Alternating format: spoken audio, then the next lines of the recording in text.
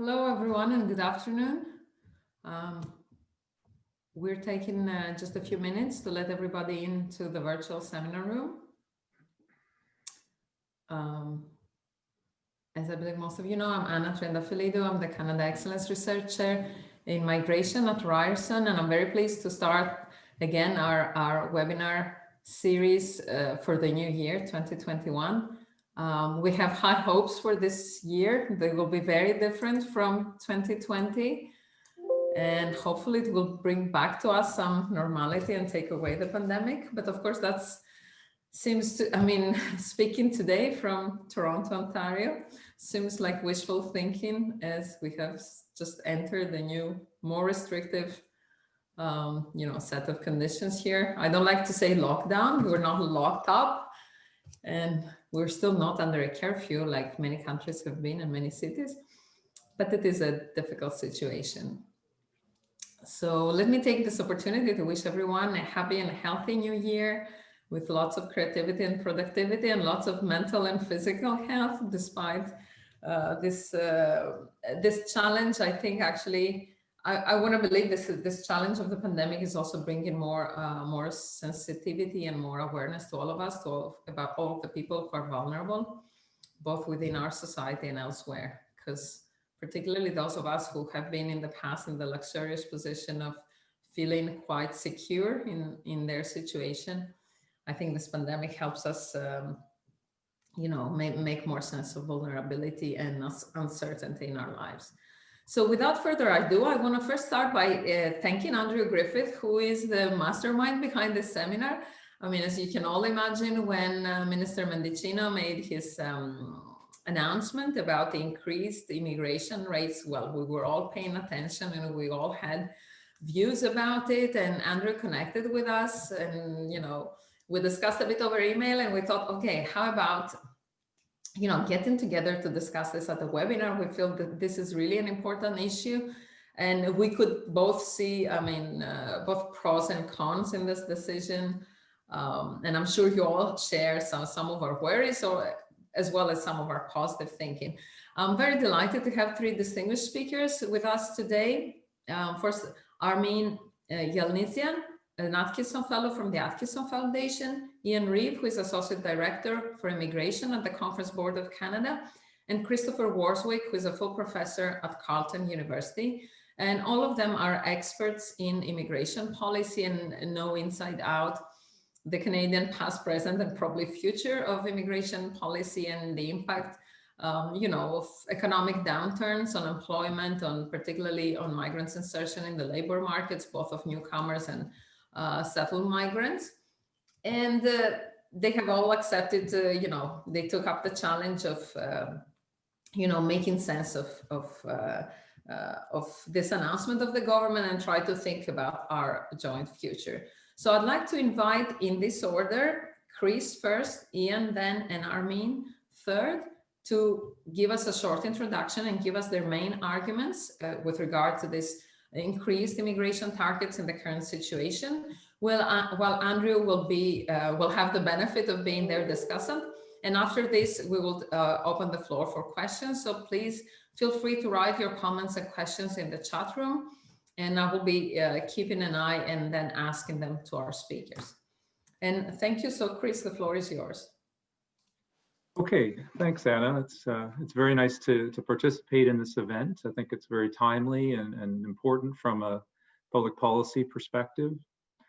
Specifically, it's been suggested that I focus comments on provide an overview of the immigrant and visible minority experience of previous downturns, how that compares to the current COVID-19 downturn, and possible approaches to minimize short and longer term economic scarring. And I think this is an appropriate topic. It certainly suits the research that I've done. So I'm not sure it was mentioned, but my field is economics. So I've approached the economics of immigration from a labor market primarily perspective. I've been working on it since around 1990, basically. And for those of you who remember back then, there was, that was sort of when we first started to get clear evidence in the micro data, if you like, that immigrants were not succeeding as much in the labor market on average as they had in the past, and there were many different explanations. And those were the types of topics that I really addressed early in my career tried to with my research. And one of the things we really latched onto was, this issue of the business cycle. And so we, Ted McDonald, who's at the University of New Brunswick, and other co-authors, we did a lot of work with Statistics Canada, survey and census data, trying to get at this question of, if immigrants arrive during a recession, how does that impact their labor market outcomes? And I don't have time to go into a lot of detail, but I would say in a nutshell, there certainly is evidence that the economic outcomes of new immigrants are generally worse shortly after arrival. But there's not a lot of evidence that persists. It's certainly not a permanent scarring effect. Like if their earnings are, say, 10% lower upon arrival because they arrive in a recession, there's no evidence that their earnings are 10% lower 10, 15 years later, let's say. So it's significant, but it's not permanent. It could last a few years, though, to be fair. The other thing I wanted to stress is there's really, to my knowledge, is very little evidence that immigrants arriving during a downturn have a negative impact on anyone else. So there's a lot of debate about, especially in the economics literature, do immigrants have a positive or negative impact on other workers in terms of wages or employment? And in a nutshell, my reading of this literature, I think most, mainstream academic economists tend to think that there's not a lot of evidence of a positive impact or a negative impact. That's not to say that immigrants aren't valuable or valued in the labor market, in the society, but the idea that if more immigrants come next year, a typical Canadian's wage rate is going to be higher. There's really not a lot of evidence of that, but there's also not a lot of evidence of a negative impact. I think that is quite an important result. So let me really briefly make an argument, though, that I think the COVID-19 situation is different. It's a highly unusual recession we're in. It's partly due to the restrictions on activity that are being forced by governments. But to be fair, I think it's also, voluntary changes in behavior due to the risk. So even if all the restrictions were removed, I don't think you'd see huge numbers of people going back to their previous life and way of going about that life. So I think we have to keep that in mind. My reading is there seems to be some evidence that people are saving more than they used to, partly because the things that they would have spent money on, this is not everybody, but on average, that there's high savings. Obviously, people who've lost their jobs and lost incomes, they're not saving. But in terms of the average behavior in the economy, I think there's reasons to think that once we get past this pandemic and life returns to normal, that you could see a demand surge as people start to spend money on activities that they would have done over the last 9 or 10 months. So there's reasons to think that we could be heading into a strong economy, 4 months or later from now. Now, that's going to depend on the vaccine efficacy and rollout. The recent results related to mutations, it's definitely a concern. So if these vaccines don't work, then I think all bets are off in terms of the economy coming back. And obviously, if we don't start to roll them out more quickly, then that's going to delay this process. But I guess from an immigration perspective, I have concerns that if we don't start planning for immigration, that this isn't something we can turn the tap on very quickly on, and there are natural delays in the process. So I've been arguing for a while that I think we need to start ratcheting the immigration program numbers up. I would say that the government numbers seem very high, certainly for this year.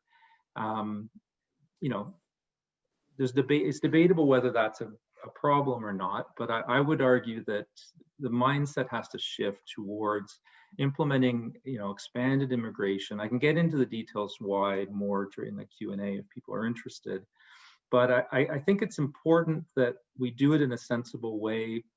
We combine it with testing of new immigrants, quarantining them upon arrival, and hopefully vaccinating people, assuming the vaccines are readily available, so that we're not adding to our risk by bringing new immigrants in who might be carrying the virus.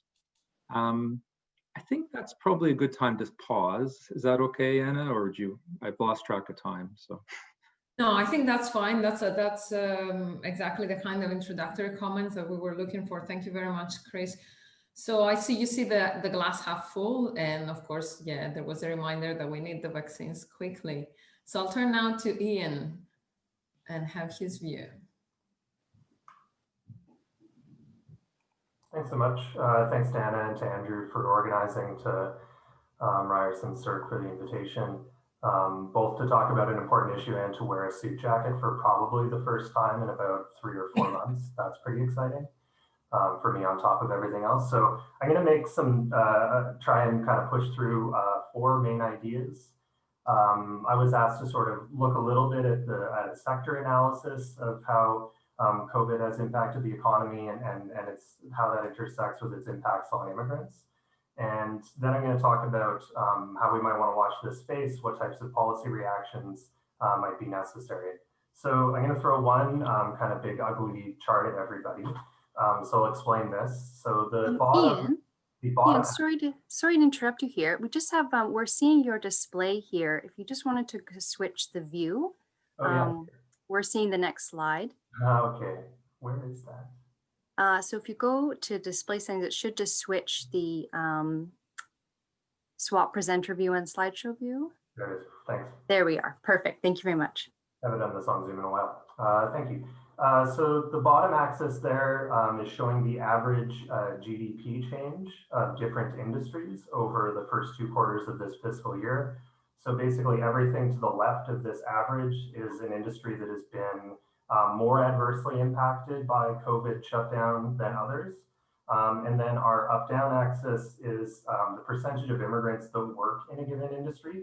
So everything north of that average marker is an industry that has a disproportionate number of immigrant workers in that industry. And what you see is a pretty high overlap between industries that have been most impacted in terms of change to their GDP and industries that tend to be more immigrant intensive. And so what this ends up doing, of course, is it's reflected in the numbers we've already seen in a preliminary fashion, showing that immigrants have been disproportionately impacted by job losses and decreases in employment, disruption in employment compared to the rest of the Canadian population. And that those impacts have been particularly focused on more recent immigrants and women. And this shouldn't be too surprising. You know, we know a lot at this point about the different barriers that slow down immigrants' ability to seek employment and to integrate into the labor market. A more difficult economy exacerbates those issues. It makes employers more risk averse. It makes employers less likely to invest resources to maybe change hiring cultures or to learn how to seek out and recruit and retain immigrant labor. So it's not surprising that these stresses have exacerbated these existing issues. And as Chris was talking about, we have still a fair degree of uncertainty about when these trends are going to reverse. So it's uncertain exactly how long these sort of exacerbating effects are going to continue. And so what that means when we're moving into a pretty ambitious levels plan, one that's trying to make up already for losses in permanent resident arrivals that we had over 2020. And I'll just show a little bit of those numbers.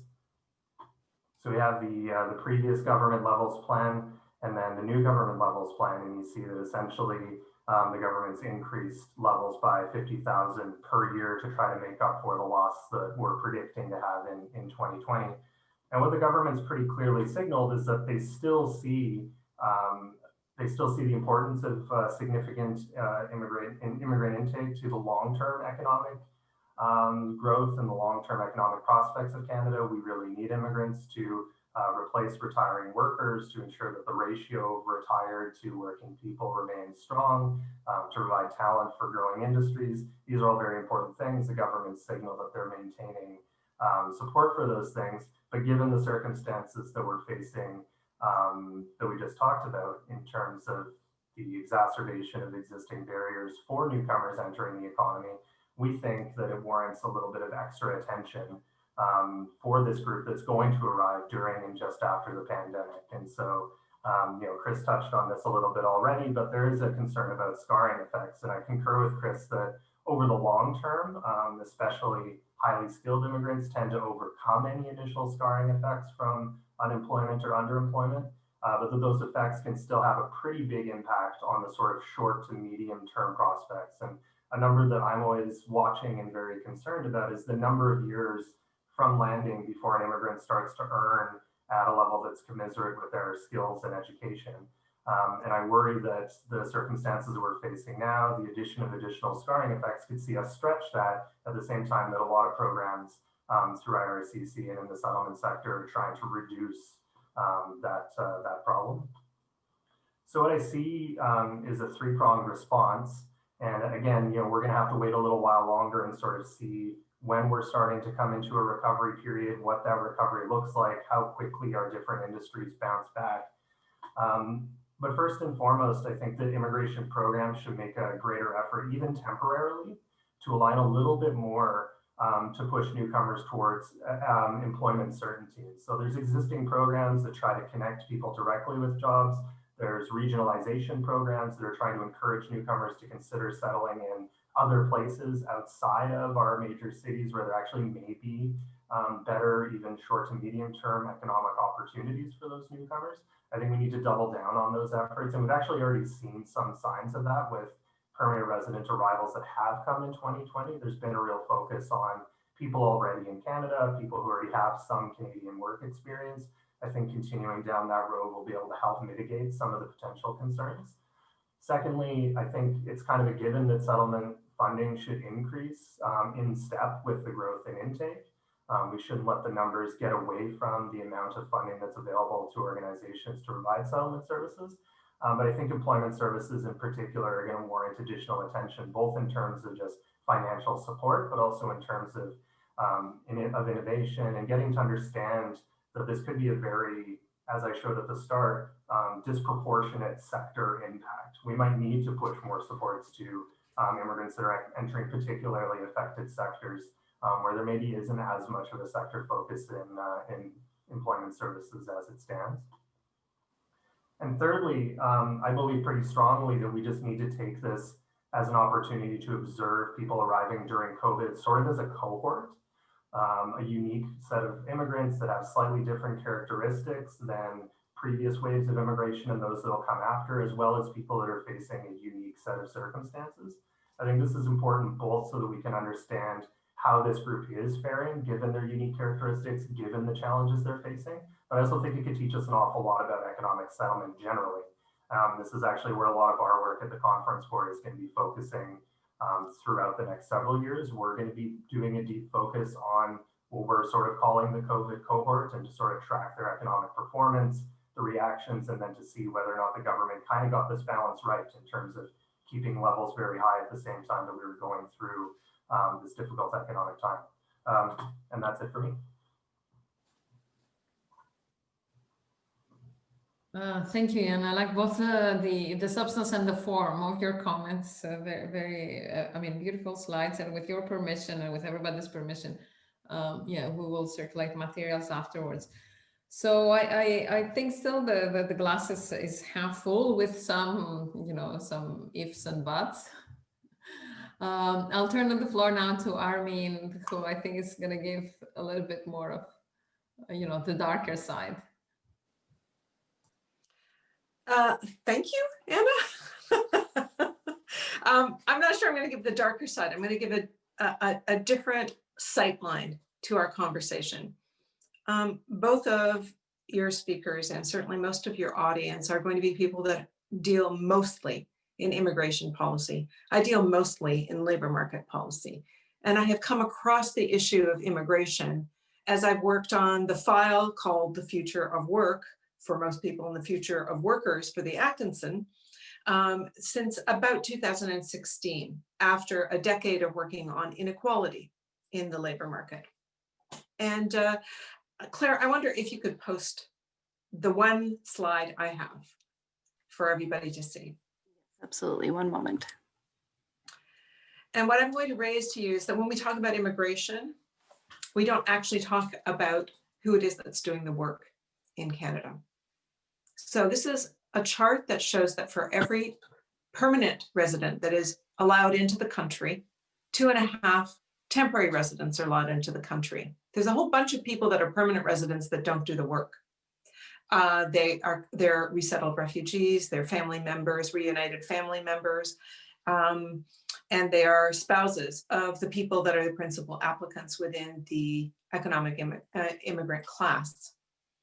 Most of the people that are doing the work in most of the sectors are coming through the TR program, the temporary resident program.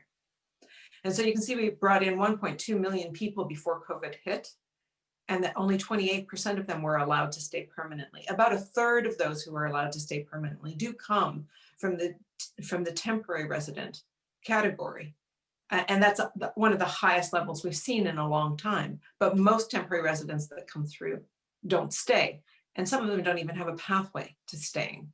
And you will see in the right-hand column that the temporary foreign worker program that got a lot of attention in 2013 is not the main source of people that come in and work as migrant workers, though it does. These are the people that we are hearing about during COVID that are working in the seasonal agricultural worker program. And there are live-in caregivers that are in that program too. And that's really what I want to talk about, is that the future of work, when we talk about the future of work, most people think about the robots are going to eat all of the jobs. But in fact, the future of work is not only shaped by technology, it's shaped by demographics. And the predominant force in our lives right now, throughout the global north, is population aging. So this immigration story is going to accelerate because we have more people exiting the labor markets in the global north than entering because of falling fertility rates for decades. And more people moving from areas that have little economic opportunity, are roiled by political instability or climate change, and are looking for better options in the global north. So we think that it's hard to tell right now, right? Because we're in the middle of a process that is extending far longer than we thought it would. But we think that the Canadian economy is likely to have more broad-based labor shortages than labor surpluses and unemployment in the next 10 to 15 years. I'm talking post-pandemic here, even though we're already seeing signs of labor shortages in the midst of the pandemic. For example, for care workers. And I'm going to get to that in a minute. I do want to stop for a second and have you understand that this is an historic moment. Nothing like it has ever happened before. It is an enormous opportunity to upgrade the skills and provide the skills to populations that have been systemically locked out of economic opportunity in Canada, or had that economic opportunity truncated or abrogated because of systemic racism or because of inability to fit in, and which is often the case for immigrants, especially new immigrants. So this is a huge opportunity that we have to maximize the potential for learning and earning of the people who are already here. But our age-old response to labor and skill shortages has been import the solution. And increasingly over time, since about 2006, the tighter between permanent and temporary newcomers to deal with our labor and skill shortages has shifted from permanent to more temporary. This has occurred without a single public discourse about this, unlike in the 60s when we introduced the temporary status for seasonal workers in the agricultural industry and the temporary status for live-in caregivers.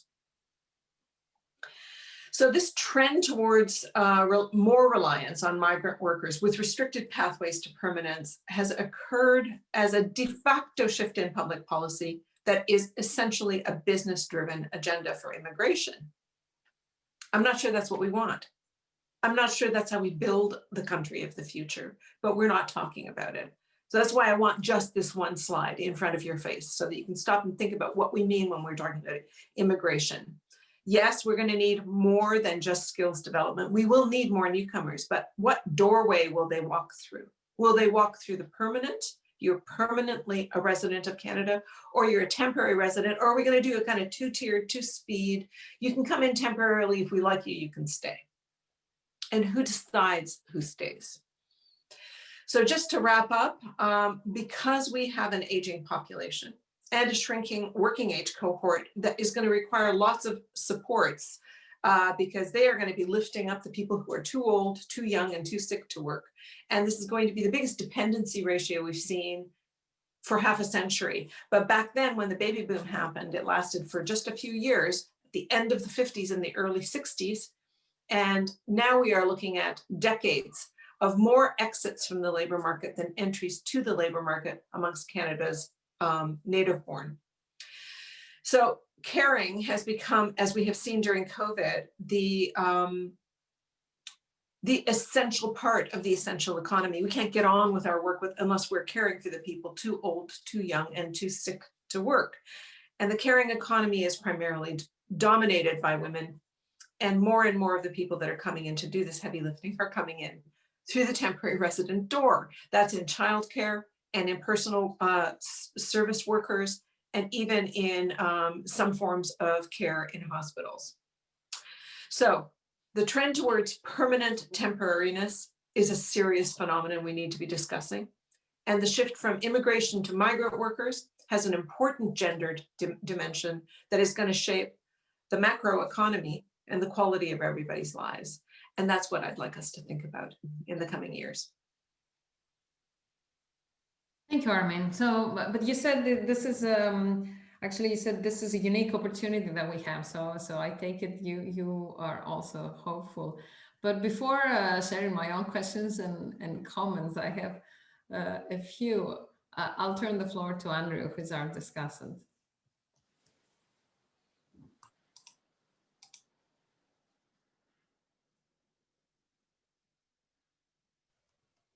There, I'm on now. People can hear me? Mm-hmm. Okay, great. Okay, well, thanks very much, Anna and team, for indulging my wish for this session. I appreciate it, and I really appreciate hearing from the other panelists, so thanks for your contribution. I guess what I'd like to focus my remarks on three main points is, first of all, the changed context that we're all facing now that we are sort of almost getting into a year of COVID. The second one, what does that mean for levels of mix of immigration? And the third, what are some of the equality and fairness considerations that I think we need to take into account? So starting with the changed context, I think we now realize that this is no longer the summer when we had optimism that we were flattening the curve, et cetera. It's going to be a long haul. And even if the vaccines are coming out, I think we're sort of in this for another 6 months, more or less. That's sort of my best guess. And of course, you can prove me wrong 6 months from now. And yes, the vaccine rollout is happening. They've been developed in record time. But again, I think we're looking until September, so before we're really in a good situation. And of course, the government's plan was developed over last summer when we were in that sort of mood of optimism that we would get through this. And so the higher targets, I think, were politically credible and demographically credible in that context.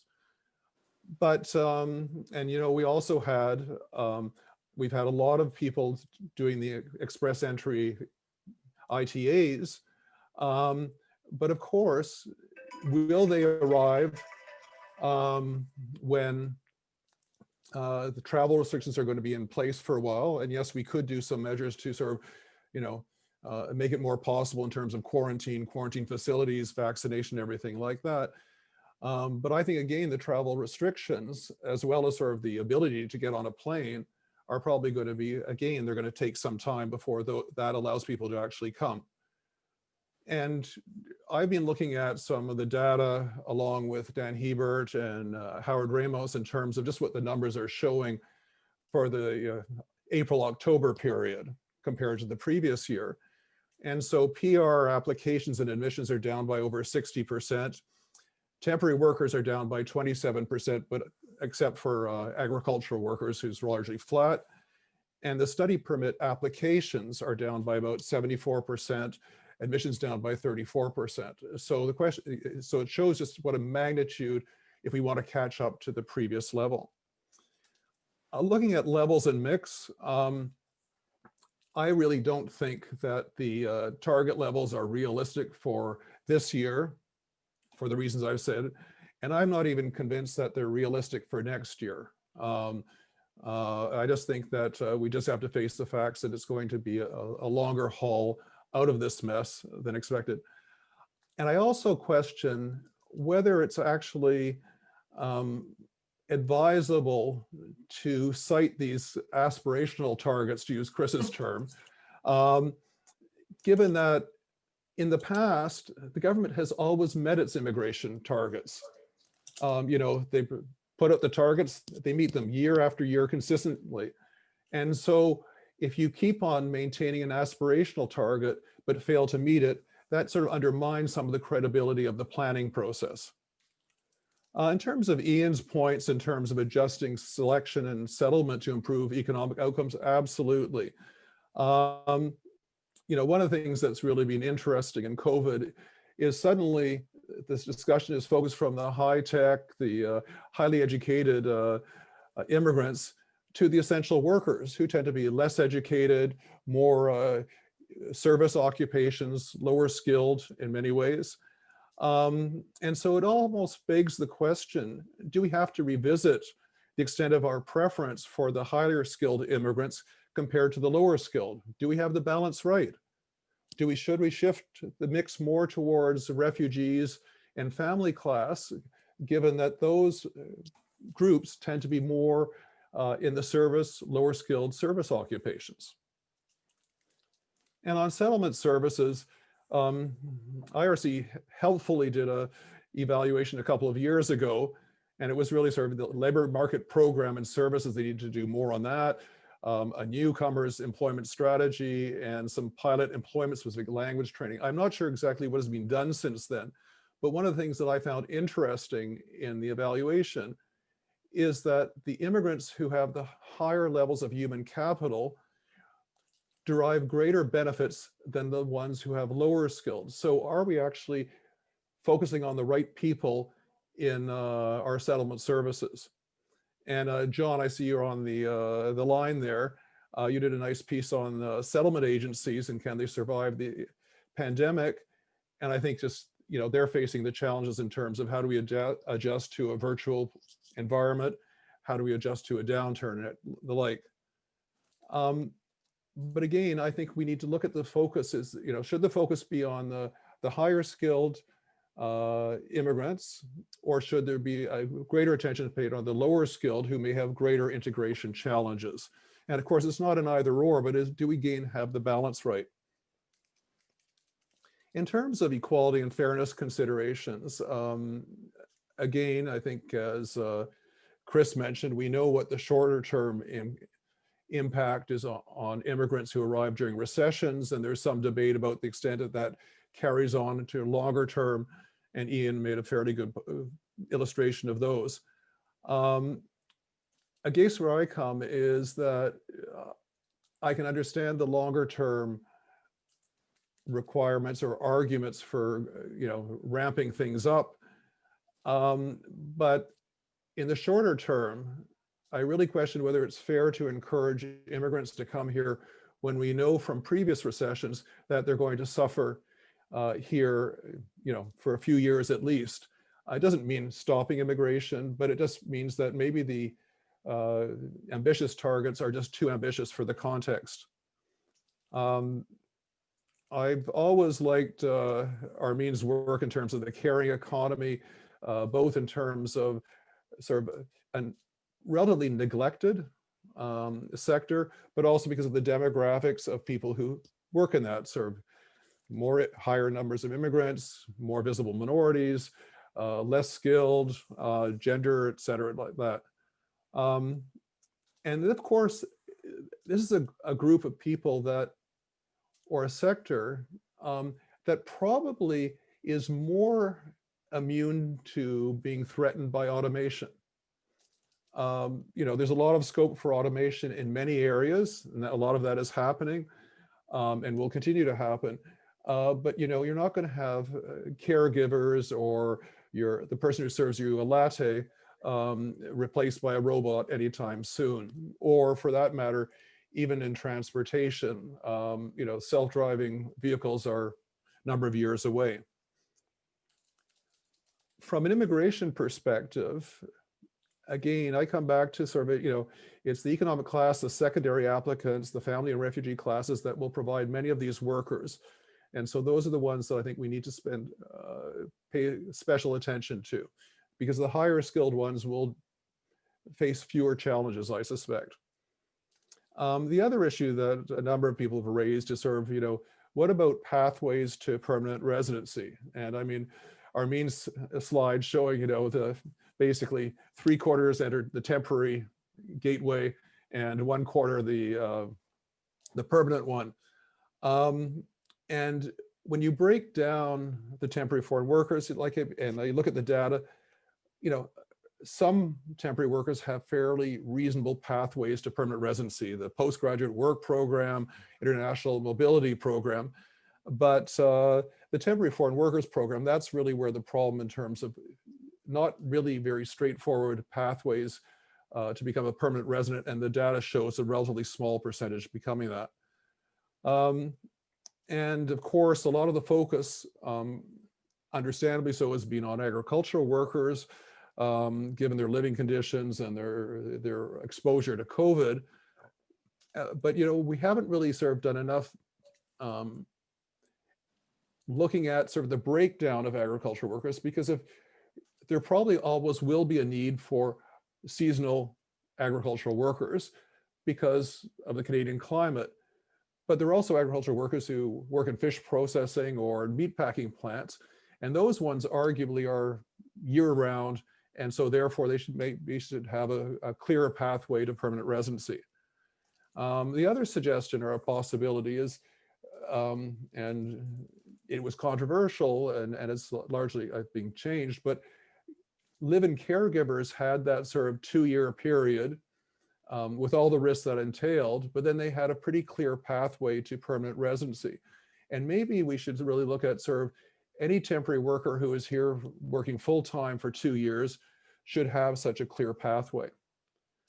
So just to conclude, because I'm probably running a bit too long, you know, overall, the government's approach, and I think Anna coined this phrase, is largely Keynesian. You know, you increase the number of people, you increase the demand, therefore that contributes to overall GDP growth. But it doesn't really address the more fundamental issue, what about per capita GDP growth and what about productivity? In many cases, successive Canadian governments have used immigration as a crutch rather than sort of the harder issues of actually what do we really need to do to improve our productivity. And the other thing is that I think the government and its focus on the plan, you know, is largely ignoring or downplaying the equity issues that I've highlighted before. And I think that's an oversight. And lastly, you know, given the trends that we've observed, and I'm certainly looking as I look through the numbers, the plan really is getting increasingly divorced from the reality.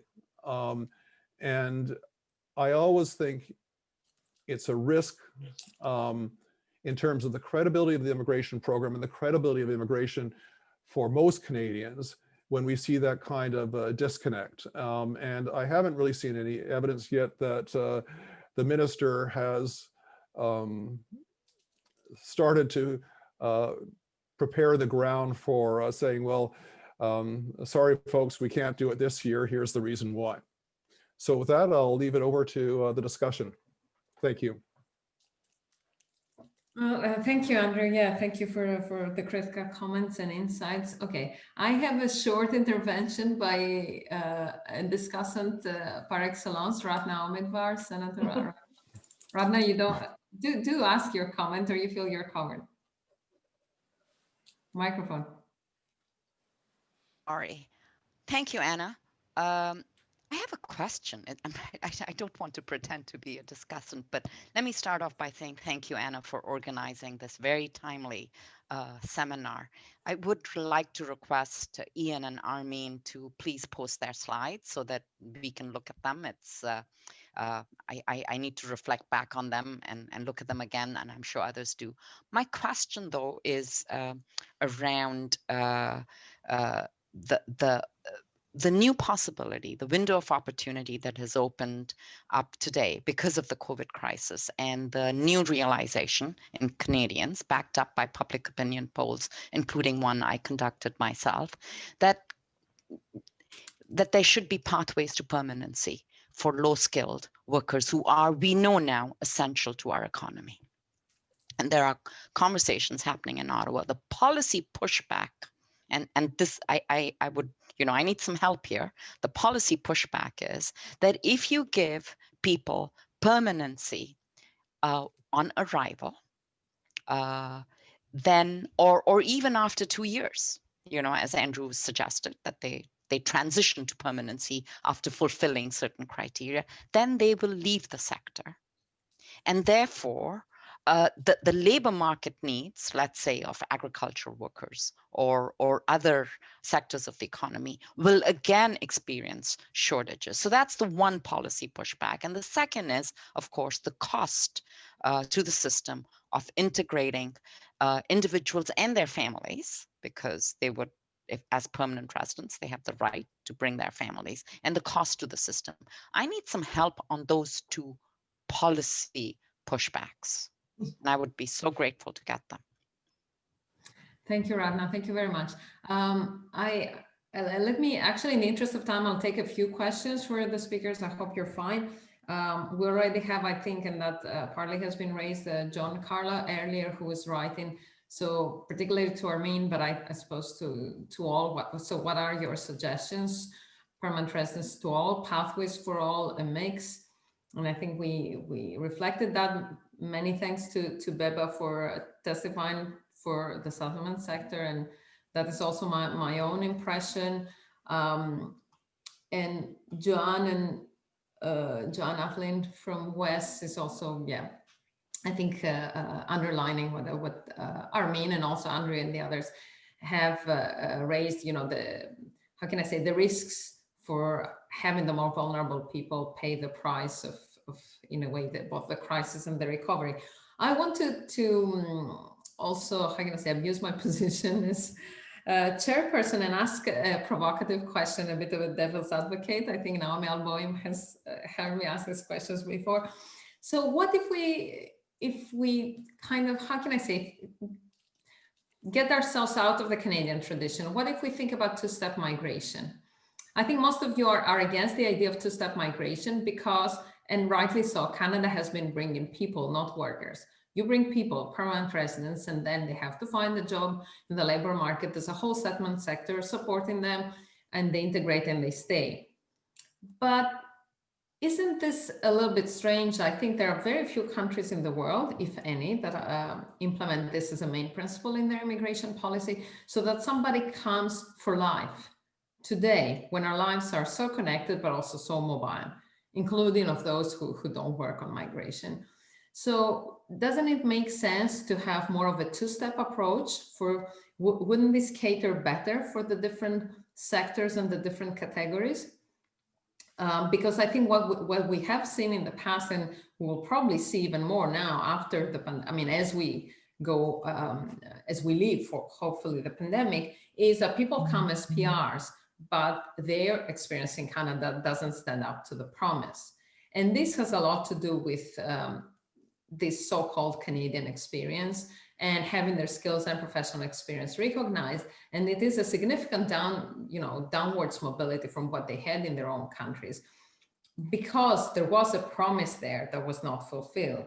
So would a two-step process help overcome some of these difficulties, where the pathway to permanency would be quite clear? And I know that some of you will say, yeah, that gives huge power on the employers, but that gives huge power on the employers only if we implement it the way Australia does, like, making the employer sponsor the person while I think there would be other ways to do it. And I also wanted to ask the question, is bringing more people, as there some came towards fighting for the equity of those who are already here? Because I think it is not, but I would like to hear more from the experts. Let me see if there's more questions from the floor. I see. Yeah, so I think John is a little bit asking also, yeah, the permanent temporariness issue. And Nicholas, for Ratna, it's a reality Marx doing. Yeah, so that migrants, yeah, actually leave the sectors. But on this, and I'd like to have your reactions on this. I think many of, I mean, I think this a little bit militates to my two-step idea. And we know that for the living care givers program and the current caregivers program, in a way, these 24 months are kind of, I call it the military service, you know, your obligatory conscription, or in my own country of origin, there is a service that doctors have to do when they finish their specialization. They have to go to a rural community and spend 2 years there. So anyhow, some provocative thoughts, and I'll start again by Chris, who spoke first. Sure. Okay. Thanks, Anna. I think there's a lot of really good points raised, and I'll save time by avoiding sort of endorsing comments. But you know, I think that I agree with almost everything I've heard. Let me start just quickly on the two-step. I'm not actually a huge fan of temporary migration in general. I think that, you know, if you think about it from a mainstream economic viewpoint, what economic theory would normally suggest is if you have a shortage for a particular type of worker, you should see wages increase. And I do think that with the exception of highly qualified workers where it's difficult to get the credential that they need, I think as a general rule, if we don't bring workers in under temporary work permits, let's say, I'm not talking about international students at this point, you know, I think what firms are either going to do is they're going to raise wages over time, or they're going to shift to different technologies. So I would rather we see immigrants come in as permanent migrants. The two-step approach, I think it's fine. If you're going to have a temporary program, I think it makes sense to create pathways to permanence. But I have concerns about the way we're growing in reliance on temporary migration. I agree with the points that Andrew raised about, you know, credibility of our policy and targets, and I'm not sure that that's a huge issue, just because I think COVID becomes, you know, a get out of jail free card for policy. I think everyone's going to miss their targets, and I'm not sure that we're going to be damned for it seriously. But I agree, new targets, new increases, but smaller increases are probably a good idea. I actually share Armine's positivity about this moment in time. I do think, you know, there's an awful lot of potential, and let me just throw out as one of the main economists involved in this discussion, let me just throw out the idea that I think that, you know, this shift to working online is significant. It has significant implications for things like inflation. I read a commentary piece, I think in the New York Times not long ago, where the person basically made the case, do we need high-skilled immigration of IT workers from India to the US if they can work from India? You know, I think one of the ideas behind wage growth and inflation causing higher interest rates and affecting economies is the idea that there's wage growth. I'm not sure there will be to the same extent in industries that can be outsourced over the internet. And I'll stop there because I'm sure other people want to make points. Thank you, Chris. Iain? Yeah, I'll try to weave together a few different threads, because I actually saw a lot of connection between comments from Andrew, from yourself, and from Senator Almidvar. So one thing that Andrew raised was thinking about our balance between higher and lower skilled immigrants. And what I think we might need to do to get a better balance of that is to focus less on just descriptive high skill and low skill, and to focus more on either sort of short-term employment possibilities or sort of long-term resiliency. And that's what the Express Entry program really focuses on. The reason that we have this program that's based on social characteristics and education and experience and age is because these things tend to align with resilience. But I think we could take a broader approach of looking at people in their context within the employment context that they're going to be looking at. And I think that would allow us to capture more people who are in middle to lower skilled positions and see paths to resilience for them if their initial employment doesn't work out. And I think that that relates to the challenge that people throw back at TR to PR pathways, in that we could provide those assessments for PRs or for temporary residents. There's already significantly more temporary residents than we could ever hope to settle over the short term. So if we were to provide more of these opportunities, we'd have to think about who. And I think we should focus on people that have the likelihood of, once they are permanent residents in Canada, being able to continue to find employment even if their initial opportunities don't work out. Yeah, actually, I think I'll stop there. That's my main thought. We're short on time. Thank you, Iain. Armine? I guess the point of what I was saying is we haven't even discussed this relationship between TR and PR. When we talk about immigration and the targets, the minister's not talking about TR, right? We talk about immigration targets and their credibility in the absence of what is happening on the ground, which is the eclipsing of permanent residents being entered to the country and accepted to the country because of labor and skill shortages needs, and because people want to come here and study, and because people want to like come and play. Some of the IMP programs is just like the working holiday thing, which every country uses in one degree or another.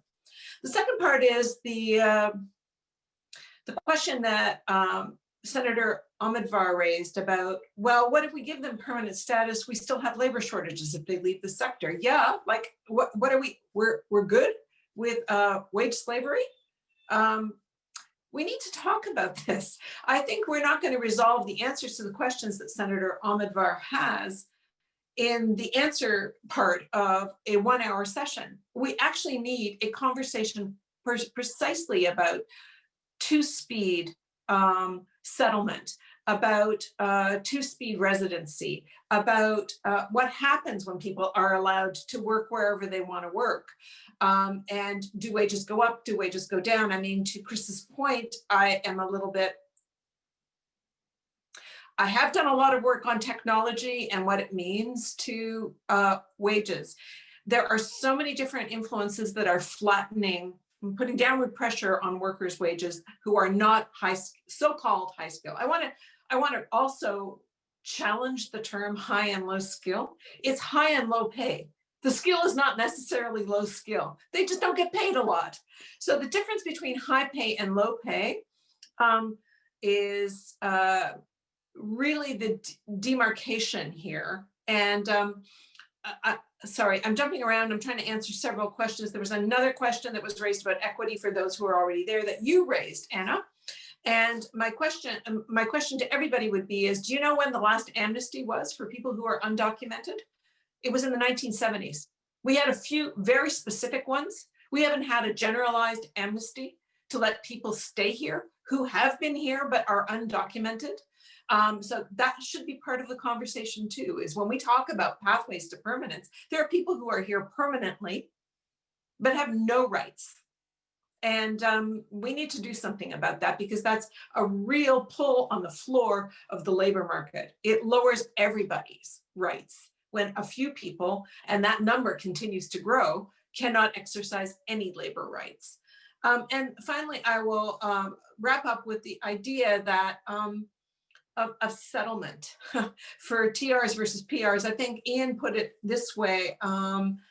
We have far more, significantly more temporary residents than we could hope to settle. They are settled. One of the reasons they're here is because they're settled to study. They are settled to travel and work. They are settled because they are working temporarily for about, like, even our definition of what do we mean by settlement needs to be challenged. I think we are in a moment where absolutely there is a major pivot going on that COVID is occluding because it's such a crisis.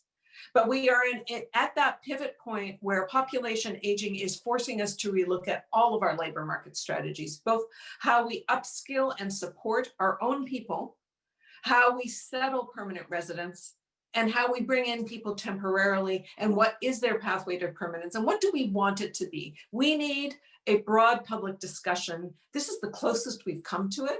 It's 1 hour. It's not enough.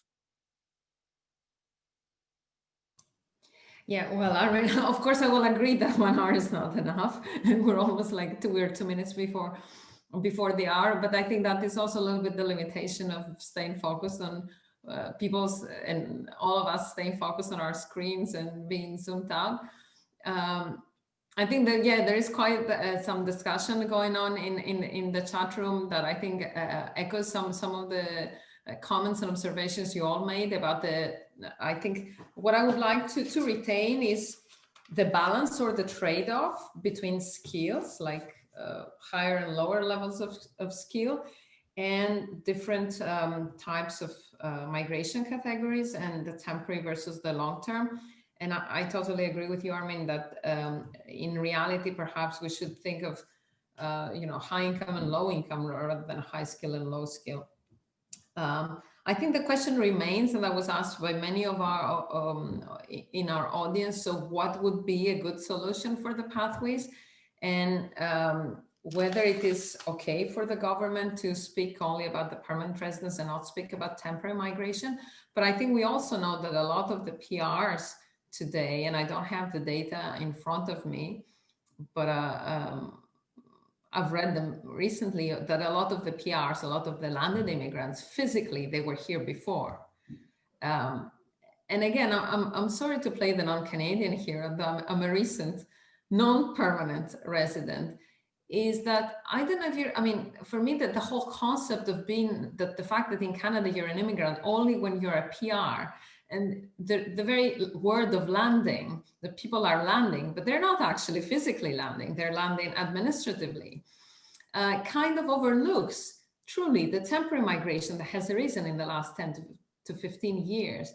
And I wonder whether, like, staying really in the course of permanent migration only is the right answer to this.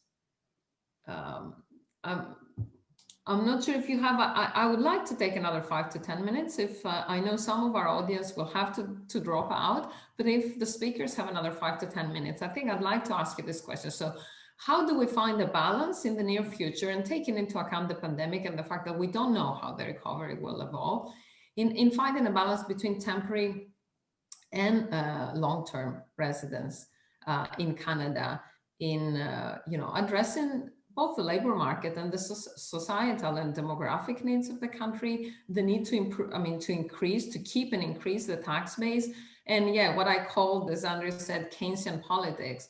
That I thought, reading, also the different views of what will happen in the coming year and a few years as we hopefully recover from the pandemic, even if with some hiccups, is that you do need to expand your tax base, and in Canada bringing more immigrants also create work for the settlement sector. That is also an important motor of the economy. It's an important engine of the economy in Canada.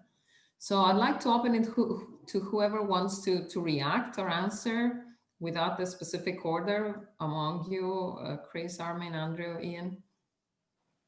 There's also Naomi who's wanting to speak to this. Okay, Naomi, then.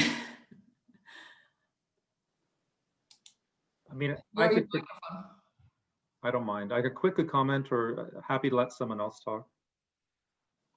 Okay, Naomi and then Chris. Naomi, I'll go. Okay, thank you, Armine and Anna. Thanks to all the presenters, I'm finding this obviously really interesting.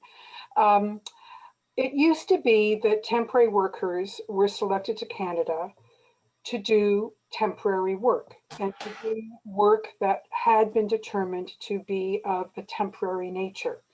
And that will continue, and that's fine if it's really temporary work where people come, do their job, and then go back. I see no reason why that should stop, as long as they're treated well while they're here. And as long as, if situations change, circumstances change, they have an opportunity to apply for permanent residency the way anybody else has the ability to apply for permanent residency. And we will always need, I think, temporary workers. The issue now, though, is that we've developed this bifurcated system where only the supposedly high-skilled, high-paid people can come in permanently, and employers are actually pushed into the position of having to hire only temporary people because there is no permanent access for them to find people to come here permanently to fill the jobs that do not meet that high-skilled criteria. So our system is not working for all those jobs in the middle and lower end that are permanent, for which there is no access point according to our current immigration system. So it would seem to me that we have to look at demographic needs aside, which are really important in terms of our population needs and population growth. We have to look at rethinking our economic programs to address the full gamut of permanent, ongoing, well, nothing's permanent, but ongoing need for people to fill jobs that are in need of people.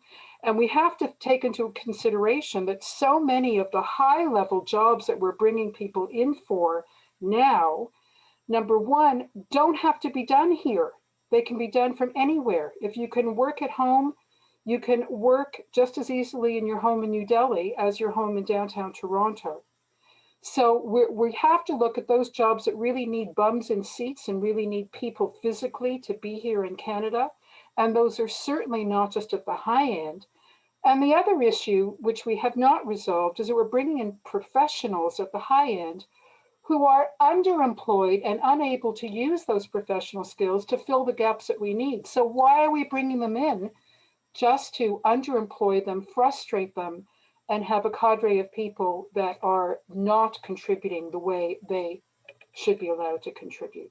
So I think we have to really think who we're bringing in for what person, what purpose. High-end professionals who aren't certified here, they're the ones that are making it in large numbers through our express entry system, but they are underemployed and unemployed compared to other folks in other occupations.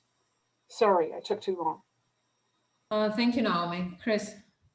Sure. No, I think this is a good discussion. You may want to have another session on this temporary permanent issue. I mean, one point I would make is, 25 years ago, I was finishing up my PhD at UBC, and there was almost zero interest in a temporary foreign worker program in Canada outside agriculture. So that may seem like a long time ago. It doesn't strike me as that long ago. And our attitudes have changed dramatically. Now, sure, if you went back to 1995, let's say, you'd probably find employer groups wanting temporary foreign workers. I think that there's a case, the point I was trying to make earlier, I think there's a case when it's something like an electrician, where it takes a long time to get the certification. If we don't, ideally, we should be allowing people to get certified or creating opportunities in Canada. But if we're bringing people in to make beds in hotels in Calgary, there's not even I know how to make a bed. It's not that hard to do. We should be able to deal with this through wage increases in the relevant sectors. And my main point is that, I think we bring immigrants in because we want to expand the economy, we want to expand our society, and we want to deal with some of the demographic challenges that were rightly raised by other panelists earlier. And so, I think we have to have a clear discussion of why we want people to take jobs and be tied to jobs just because we can't convince a Canadian or permanent resident to take that job at that wage rate. And I think I should stop there. That's the main point I would make. Thank you, Chris. Yeah, I see Iain wants to add. Yeah, I really echo both what Chris is saying and what Naomi is saying. Is so many of the people that are coming in to be temporary workers are essentially just subsidizing wage costs for particular employers in particular sectors. And similar to what Naomi is saying, I'd much rather see that de-emphasized, emphasize the possibility to bring people in permanently if you really can't find people that have particular niche skills or are willing to work at whatever wages are competitive, or to increase the availability of good labor. My only concern is just that those industries are almost inherently, many of them, more volatile, and employment can be more precarious. And so I just think we need to, if we were to move in that direction, de-emphasize the temporary, emphasize a sort of lower pay permanent system, just to make sure that we're conscious of the additional supports that might be necessary if people lose initial employment and need to transition, just so we don't have people that are lost with, you know, less Canadian experience, less understanding of how to move into a new career or find work elsewhere, may have lower overall kind of language skills in some cases. It presents a slightly different settlement challenge than we're used to dealing with. I don't think it's impossible, but it's something that would definitely need to be considered in such a program. Can I say something? Oh, yes, of course. I was about to ask. So I'm the child of an immigrant. My parents came here because they were fleeing. They're Armenian. They were fleeing. Both of their parents had been killed in the massacre, and they were fleeing. Not that they didn't have jobs, but they didn't have the opportunity to be a bona fide citizen of Turkey. So they came to Canada, and they came on a visitor's visa, as many people do. And they weren't supposed to stay, but they stayed. And I just want to challenge some of our discussions about why Canada needs immigrants. And I think we are looking at a period of global distress and turmoil, where people will be looking to leave where they are living for political reasons and for climate chaos reasons and for lack of economic opportunity reasons. And that Canada had been, until fairly recently, a place that people could turn to, a place that people could come to build a dream, to build a life, to be accepted. We are not talking about any of that when we're talking about immigration, which I find passing strange. As a child of an immigrant, where people around the world can imagine, if I can't live here, where can I go to be accepted and to build my potential as a human being, not just as a worker, not just as filling somebody's labor or skill shortage, but as a whole human being. That is how I understood Canada to be. And this whole conversation amongst people that I respect very greatly in the field has been about the economics of it, or even just the population growth of it, or the productivity of it, or whatever. But I think we are missing the heart and the soul of what immigration can also be. Yes, it is about economics. Look, I'm a labor economist. I care about how people get settled and how they can add to the economy. And what does that mean? What's the net benefit of letting people in? I get that. But as the child of an immigrant who had a life that would have been categorically different had my parents not left, I wonder if we're losing our soul in this discussion about two-tier and, you know, at what point is it a disadvantage to us? How much of a disadvantage to us is it if net around the world, we are creating better human beings living better lives? And I would love to talk more about temporary versus permanent and what's the track record. I have a conversation I would like to engage with Naomi about temporary versus permanent, and why we will always have temporary, and why the business sector has freaking hijacked our immigration policies in this country. And we are not talking about that, but that's for a different day. I just think that you have done a great thing to organize this session. I think it's terrific that Andrew Griffith's request was met, and that Ryerson is taking this up. And Ryerson, of all the universities in this country, is the perfect location for this conversation. And we need to talk more frequently about the whole nature of people entering Canada to live amongst us. Not just immigration and immigration targets, but how we accept people here, for what reason, and how do we encourage them to be their best version of themselves here. That's what immigration is about for me. I hope you agree. Thank you very much, Armine. That's a very positive and very passionate note to conclude.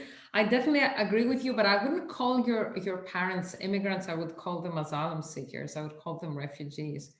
So, and I do think Canada is still a beacon of hope in a rather bleak global environment. How can I say, as a new under question mark Canadian, I think I can allow myself to congratulate Canada on this. And definitely this kind of more normative and value aspect shouldn't be outside our discussion just about demography and economics. Having said this, I think what I heard from all of you speakers is you don't like a mix of statuses. You don't think this is the way to go. You think the mix of skills is the way to go. So if we were to give a verdict to the government, that is our verdict, that we need more a mix of skills. And I mean, my other argument in this respect is that skills have become a new passport.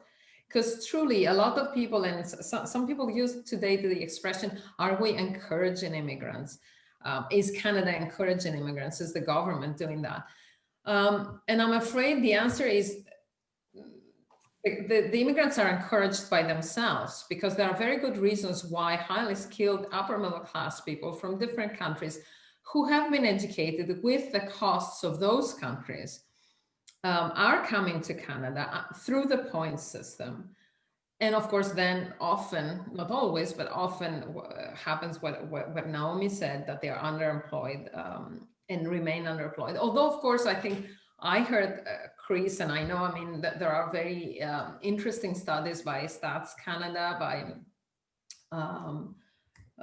the colleague whose name is H-O-U, that were published actually a few months ago, who really try to figure out what is exactly happening and what are the different pathways to labor market integration for the temporary and the permanent. So we are seeing that then at some point, you know, after a difficult period, people manage to take off, but it's still very, I mean, there are a lot of issues. And I have here also my colleague Rupa Banerjee, who has studied this, and many others. So I think it's an ongoing discussion, but it's very important to have those discussions. And I think what I hear us saying is, first of all, yeah, as I said, mix of skills rather than mix of statuses, and also that would like to have more of a public debate on temporary migration and not just leave this like swept under the carpet while we speak about permanent residence. Thank you very much for persevering with us for an hour and a quarter. I hope you have a nice afternoon. And thanks very much to our speakers. Have a good day.